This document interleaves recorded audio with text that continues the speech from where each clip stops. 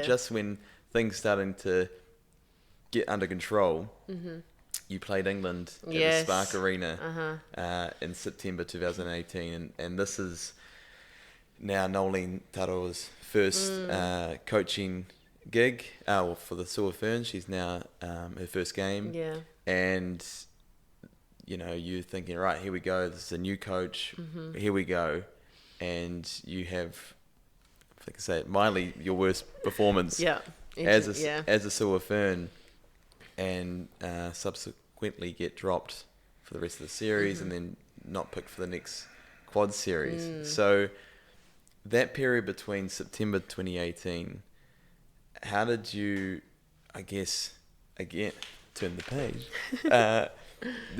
You talk about there's a bit of soul searching, and there was something that needed to change. You were there, but mentally there was probably something that hadn't quite filled the gap. So what did you do to be able to completely free yourself up and to make that comeback and to have the 2019 that you had, which is just amazing? So that period between September 2018 and January 2019, when it got back on track, how did you free yourself up? Yeah, this is actually, as much as I spoken about it in the past, and there was a time where I was like, I'm gonna black that game out, like that time out. Like I don't ever want to revisit it. Don't want to think about it. Don't want to talk about it. Brilliant. Thanks. But then I actually now know it's such an important part in my journey, and I'm actually so thankful for it. At the time, it was horrible and it was hard, and the biggest thing I think I felt around it is I felt so ashamed. Like I felt such a huge amount of shame, because I was so ready to play, felt like I had heaps to prove, kind of had been going on the up after a tough season, and then just got in, and I knew I was in a good physical condition, was quite proud of where I was at that point physically, but hadn't really clicked quite mentally, and which is interesting. And obviously being a shooter, there's a lot more pressure on our job and to be able to deliver no matter what. And wheels really just fell off in that game, and I think I tried to pretend like it was all fine. It definitely wasn't, and it's not ever good to pretend that everything's fine. So I think after that, I came home and it was a bit sad, feeling a bit sorry for myself. But in the end, I really knew, and became very upset. In the end, I really knew that deep down inside, I'd done it to myself. It was really, nothing else around me. It was all me. And potentially what I was saying inside my head wasn't great for my performance, wasn't really good for much. It was actually pretty detrimental. Found out that I actually had an overwhelming amount of self-doubt to be able to perform, and thought that it could all just be okay, when actually it wasn't really that great.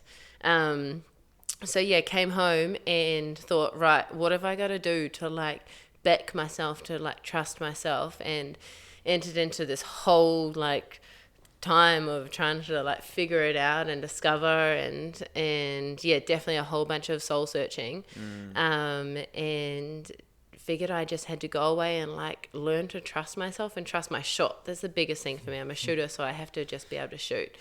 And that's pretty much all that I did. And also, so there's a few turning points actually in this scenario. So December camp for netballers is potentially one of the most horrible times in the year, because it's off season. We come in, we get smoked, put through our paces in every way possible. And it was Nolene's first December camp, so it was always going to be a goodie. And we needed to shift as a whole group, and she knew that, and that was the whole purpose of it. So it was a pretty intense camp, potentially the most horrible, most intense everything we've ever done as a group. But we had this session where Christian Penny came in and facilitated a session for us, and there was no end time. So it was like day 3 of camp, and nobody, like, no joke, everybody like couldn't walk, like was just ready to cry. Like, you know, girl sport is just everybody's ready to cry. And we had this session and it started at like 8:30 at night, and there was no finish time, and we'd been told to make sure you eat a decent amount beforehand and take snacks in with you, like just be prepared to just be there for however long it takes. So we were all kind of nervous, not really too sure what we were going in for.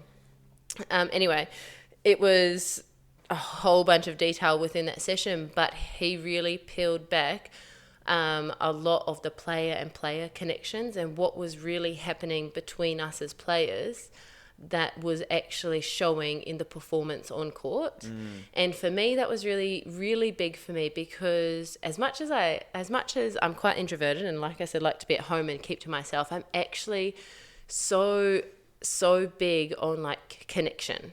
So, and obviously playing a team sport, the better the team is, you know, the better the performances and everything like that. And